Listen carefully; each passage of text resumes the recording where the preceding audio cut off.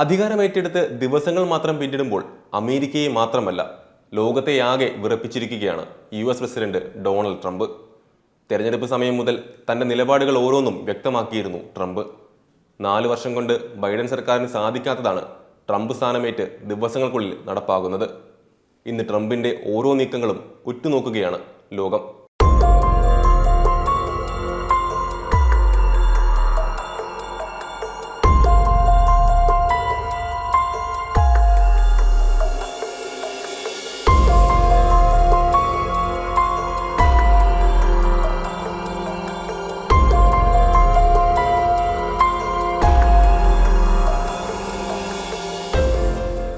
Please raise your right hand and repeat after me. I, Donald John Trump, do solemnly swear. I, Donald John Trump, do solemnly swear.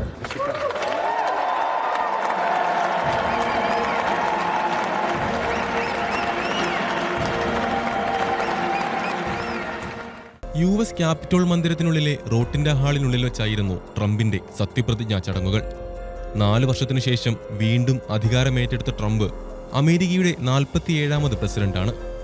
Vice പ്രസിഡന്റായി JD vans ആണ് ആദ്യം സത്യപ്രതിജ്ഞ ചെയ്തത്. അതിനുശേഷമായിരുന്നു ട്രംപിന്റെ സത്യപ്രതിജ്ഞ. Supreme കോടതി chief ജസ്റ്റിസാണ് സത്യവാചകം ചൊല്ലിക്കൊടുത്തത്. അമേരിക്കയുടെ സുവർണകാലം തുടങ്ങിയെന്നാണ് അധികാരമേറ്റെടുത്ത ശേഷം ഡൊണാൾഡ് ട്രംപ് ആദ്യം പ്രഖ്യാപിച്ചത്. അമേരിക്കയുടെ ക്ഷയം അവസാനിച്ചുവെന്നും സ്ഥാനമേറ്റ ശേഷം നടത്തിയ അഭിസംബോധനയിൽ അദ്ദേഹം പറഞ്ഞു. എല്ലാ വിഷയങ്ങളിലും കൃത്യമായ നയം വ്യക്തമാക്കുന്നതായിരുന്നു ട്രംപിന്റെ വാക്കുകൾ. The golden age of America begins right now.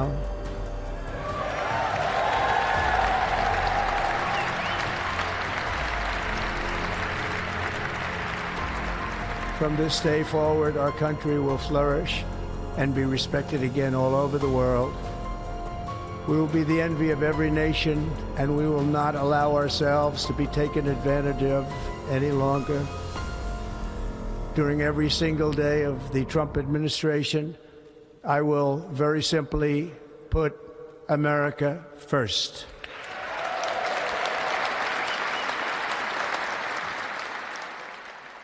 തനിക്ക് നേരെയുണ്ടായ വധശ്രമം ചൂണ്ടിക്കാട്ടിക്കൊണ്ടാണ് ട്രംപ് സംസാരിച്ചു തുടങ്ങിയത്. ദൈവമാണ് തന്നെ വീണ്ടും അധികാരത്തിലെത്തിച്ചതെന്ന് അദ്ദേഹം പറഞ്ഞു. Just a few months ago in a beautiful Pennsylvania field, an assassin's bullet ripped through my ear. But I felt then, and believe even more so now, that my life was saved for a reason. I was saved by God to make America great again.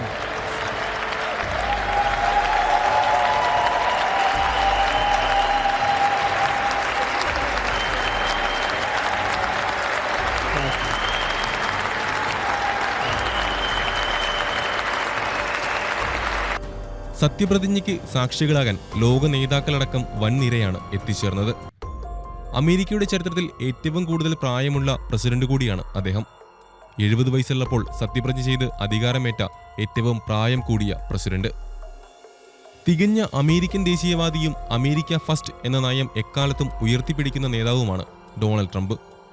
Make America great again എന്ന മുദ്രാവാക്യം ഉയർത്തിപ്പിടിച്ചുകൊണ്ടാണ് അദ്ദേഹം തെരഞ്ഞെടുപ്പ് പ്രചാരണം നടത്തിയത്. ട്രംപിന്റെ 1ാം ഭരണകാലത്തെ നയങ്ങളുടെ ആവർത്തനമാണ് 2ാം വരവിലും വ്യക്തമാകുന്നത്. ആദ്യ ദിവസം തന്നെ അദ്ദേഹം 10-ലധികം ഉത്തരവുകളിലാണ് ഒപ്പുവെച്ചത്. US മെക്സിക്കോ അതിർത്തിയിൽ ആഭ്യന്തര അടിയന്തരാവസ്ഥ പ്രഖ്യാപിച്ചത് സുപ്രധാന ഉത്തരവുകളിൽ ഒന്നാണ്. തെക്കൻ അതിർത്തിയിലുടനീളം കുടിയേറ്റക്കാർക്ക് അഭയം നൽകുന്നതിന് നിരോധനം ഏർപ്പെടുത്തുകയും ചെയ്തു. അതിർത്തി മുദ്രവെക്കുന്നതിന് മുൻഗണന നൽകാനും അതിർത്തി മതിൽ നിർമ്മാണം, തടങ്കൽ സ്ഥലം, കുടിയേറ്റ ഗതാഗതം എന്നിവയ്ക്ക് പിന്തുണ നൽകാനും പ്രതിരോധ വകുപ്പിന് അദ്ദേഹം നിർദ്ദേശം നൽകി. ആവശ്യാനുസരണം അതിർത്തിയിലേക്ക് സൈന്യത്തെ അയക്കാനും പ്രതിരോധ സെക്രട്ടറിക്ക് അധികാരം നൽകി. അധികാരമേറ്റ് ദിവസങ്ങൾക്കുള്ളിൽ തന്നെ 1000-ലധികം അനധികൃത കുടിയേറ്റക്കാരെ ട്രംപ് ഭരണകൂടം അറസ്റ്റ് ചെയ്തു കഴിഞ്ഞു. ഇതിൽ ഭൂരിഭാഗവും ക്രിമിനലുകളാണെന്നും തീവ്രവാദിയെന്ന് സംശയിക്കുന്നവരും മയക്കുമരുന്ന് കാർട്ടൽ അംഗങ്ങളുമുണ്ടെന്നാണ് അധികൃതർ പറയുന്നത്. 100 കണക്കിന് കുടിയേറ്റക്കാരെ ഇതിനോടകം സൈനിക വിമാനത്തിൽ നാടുകടത്തി. തടങ്കൽ കേന്ദ്രത്തിൽ തുടരുന്നവരെ ഉടൻ നാടുകടത്തും. അതോടൊപ്പം തന്നെ അനധികൃത കുടിയേറ്റക്കാരെ കണ്ടെത്താൻ ഇമിഗ്രേഷൻ ആൻഡ് കസ്റ്റംസ് എൻഫോഴ്സ്മെന്റ് ഏജന്റുമാർ റെയ്ഡുകൾ ആരംഭിച്ചിട്ടുണ്ട്. വൈറ്റ് ഹൌസിന്റെ അഭയ പദ്ധതി റദ്ദാക്കിയതോടെ 100 കണക്കിന് കുടിയേറ്റക്കാർ അതിർത്തികളിൽ കുടുങ്ങി. ഇതിനിടെ ട്രംപ് ഭരണകൂടത്തെ ഭയന്ന് രേഖകളില്ലാത്ത കുടിയേറ്റക്കാരിൽ ചിലർ സ്വമേധയാ നാട്ടിലേക്ക് മടങ്ങാൻ തുടങ്ങിയെന്നും റിപ്പോർട്ടുകൾ പുറത്തുവരുന്നു. ജന്മാവകാശ പൗരത്വം റദ്ദാക്കുന്ന ഉത്തരവിലും അദ്ദേഹം ഒപ്പിട്ടു. രാജ്യത്ത് ജനിച്ച ആർക്കും നൽകുന്ന സ്വയമേവയുള്ള അമേരിക്കൻ പൗരത്വം റദ്ദാക്കുന്നതാണ് ഉത്തരവ്. അനധികൃത കുടിയേറ്റക്കാരുടെയും താൽക്കാലിക വിസയിലെത്തുന്നവരുടെയും US ജനിക്കുന്ന കുട്ടികൾക്ക് ജന്മാവകാശമായി പൗരത്വം ലഭിക്കുന്നത് തടയുകയാണ് ട്രംപിന്റെ ലക്ഷ്യം. ഉത്തരവ് പ്രാബല്യത്തിൽ വന്നാൽ മാതാപിതാക്കളിൽ ഒരാൾക്കെങ്കിലും പൗരത്വമോ ഗ്രീൻ കാർഡോ ഇല്ലെങ്കിൽ ജനിക്കുന്ന കുഞ്ഞിന് പൗരത്വം ലഭിക്കില്ല എന്നതാണ് പ്രത്യേകത. എന്നാൽ ട്രംപിന്റെ ഉത്തരവ് സിയാറ്റിലെ ഫെഡറൽ കോടതി 14 ദിവസത്തേക്ക് താൽക്കാലികമായി തടഞ്ഞു. ട്രംപിന്റെ ഉത്തരവ് ഫെബ്രുവരി 20 മുതൽ പ്രാബല്യത്തിൽ വരാനിരിക്കെയാണ് കോടതിയുടെ ഇടപെടൽ. ഉത്തരവ് ഭരണഘടനാ ലംഘനമാണെന്ന് ചൂണ്ടിക്കാട്ടിയാണ് നീക്കം. ഭരണഘടനയിലെ 14-ാം ഭേദഗതിയിൽ നിഷ്കർഷിക്കുന്ന ജന്മാവകാശ പൗരത്വം റദ്ദാക്കുന്നതിനെതിരെ വാഷിംഗ്ടൺ, അരിസോണ, ഇലിനോയ്, ഒറിഗൺ സംസ്ഥാനങ്ങൾ നൽകിയ ഹർജിയാണ് കോടതി പരിഗണിച്ചത്. എന്നാൽ ഭരണഘടനാ ഭേദഗതിയിലേക്ക് നീങ്ങാനാണ് ട്രംപ് ഭരണകൂടത്തിന്റെ നീക്കം. അപ്പീൽ നൽകി മുന്നോട്ടു പോകുമെന്ന് ട്രംപ് ഇതിനോടകം വ്യക്തമാക്കി കഴിഞ്ഞു.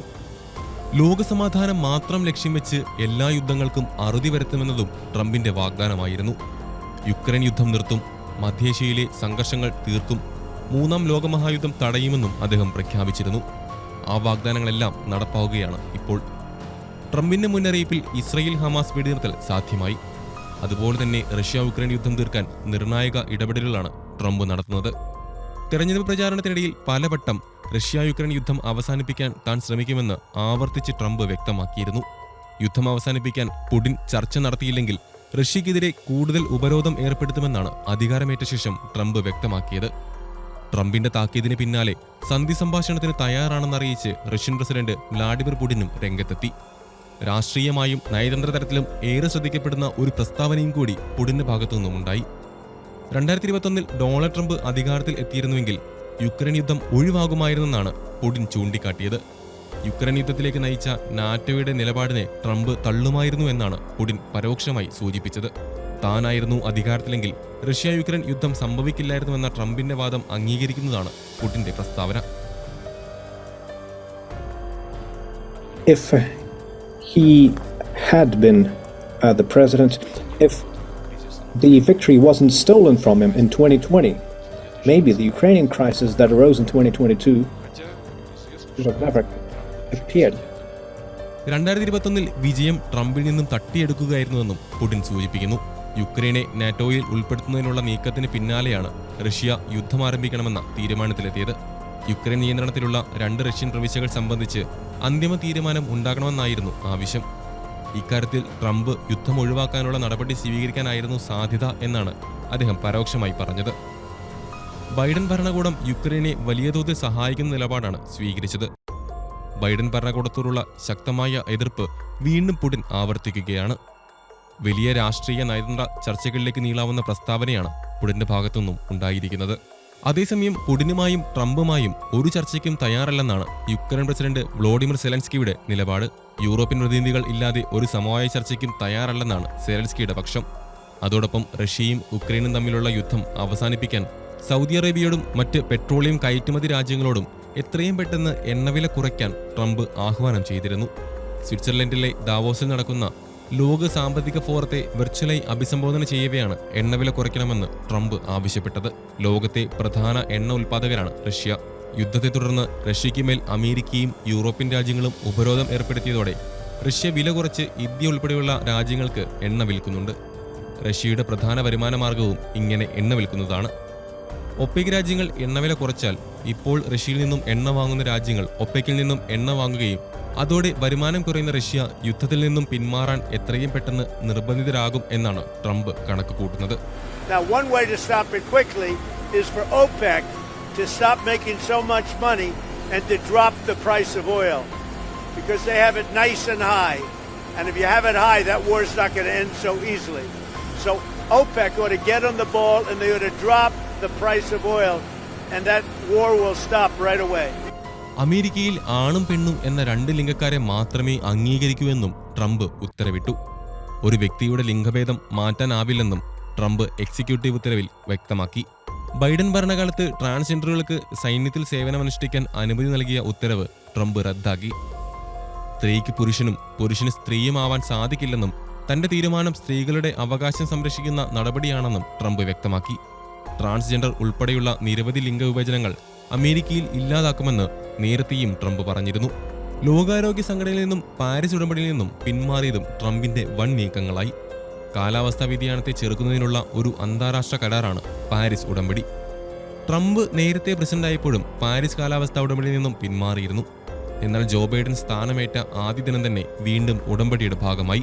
യുഎസിന്റെ വ്യവസായ മേഖലയെ അട്ടിമറിക്കുന്നതാണ് ഉടമ്പടിയെന്നും കാലാവസ്ഥയ്ക്ക് ഹാനികരമാകുന്ന നടപടികൾ ചൈന നിർബാധം തുടരുന്നുവെന്നും ചൂണ്ടിക്കാട്ടിയാണ് ട്രംപിന്റെ ഇപ്പോഴത്തെ പിന്മാറ്റം. പരിസ്ഥിതി സംരക്ഷണ കാരണങ്ങളാൽ ഊർജ്ജോൽപാദന ഖനന പദ്ധതികൾക്ക് ഏർപ്പെടുത്തിയിരുന്ന നിയന്ത്രണങ്ങളും ട്രംപ് എടുത്തുകളഞ്ഞു. കുറഞ്ഞ വിലയ്ക്ക് വാഹനങ്ങൾ ഉൽപ്പാദിപ്പിക്കുമെന്നാണ് ട്രംപിന്റെ വാഗ്ദാനം. അലാസ്കയിൽ ഊർജ്ജം, ധാതുഖനനം തുടങ്ങിയ മേഖലകളിൽ പരമാവധി പദ്ധതികൾ നടപ്പാക്കും. എണ്ണ ഖനനത്തിനുള്ള വിലക്കും ഹരിതചട്ടങ്ങളും പിൻവലിച്ച് ഖനനം പുനഃസ്ഥാപിക്കുമെന്നത് ട്രംപിന്റെ പ്രകടന പത്രികയായ അജണ്ട 47 ഉണ്ടായിരുന്ന കാര്യമാണ്. ട്രംപിന്റെ മേക്ക് ഇൻ അമേരിക്ക നയവും ശ്രദ്ധേയമായി. അമേരിക്കയിൽ നിർമ്മാണം നടത്താത്ത കമ്പനികളുടെ ഉൽപ്പന്നങ്ങൾക്ക് അധിക താരിഫ് ചുമത്തുമെന്നാണ് ട്രംപ് പ്രഖ്യാപിച്ചത്.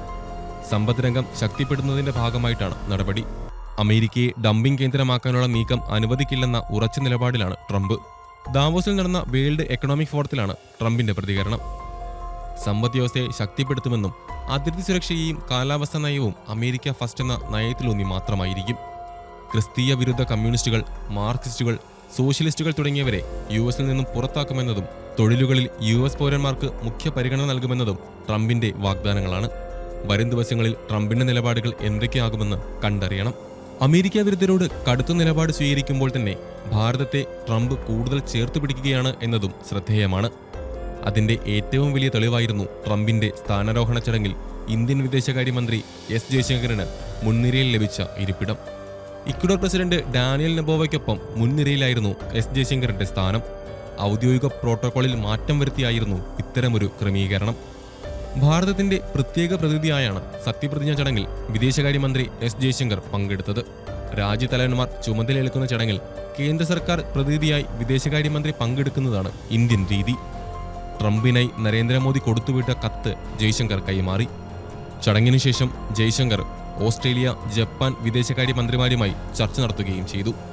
സത്യപ്രതിജ്ഞാ ചടങ്ങിൽ ഇന്ത്യൻ വിദേശകാര്യമന്ത്രി എന്ന നിലയിലും പ്രധാനമന്ത്രി മോദിയുടെ പ്രത്യേക ദൂതനായും പ്രതിനിധീകരിക്കാൻ അവസരം ലഭിച്ചത് വലിയൊരു അംഗീകാരമാണെന്ന് ജയശങ്കർ എക്സിൽ കുറിച്ചു.